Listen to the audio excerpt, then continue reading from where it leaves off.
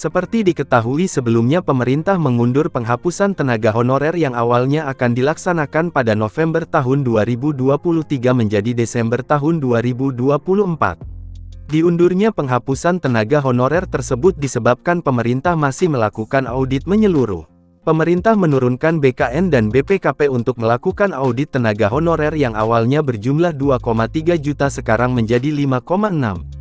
Namun jumlah tersebut diperkirakan akan terus bertambah seiring audit masih dilakukan. Audit tersebut dilakukan untuk mengangkat tenaga honorer menjadi ASN. Pengangkatan tenaga honorer ini sangat ditunggu-tunggu oleh jutaan pegawai non-ASN tersebut. Seperti diketahui kontribusi tenaga honorer dalam menjalankan birokrasi negara ini sangatlah besar. Pengangkatan tenaga honorer ini juga merupakan aspirasi pemerintah untuk mereka. Tenaga honorer yang diangkat menjadi ASN rencananya akan mendapatkan status kepegawaian PPPK. Penghitungan tenaga honorer ini harus benar-benar cermat dan serius, jangan sampai tenaga honorer yang sudah mendedikasikan dirinya kepada negara selama bertahun tidak diangkat sedangkan yang baru menjadi tenaga honorer di bawah 5 tahun sudah diangkat.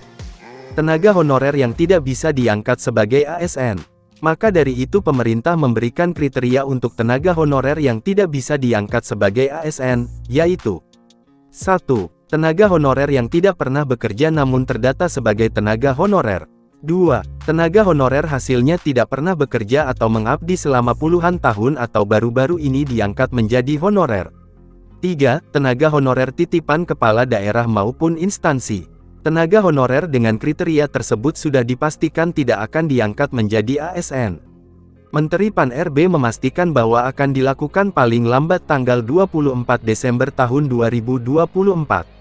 Tenaga honorer yang diangkat juga ada yang menjadi PPPK part-time maupun full-time namun hal tersebut masih dibicarakan dan akan diatur dalam peraturan pemerintah PP.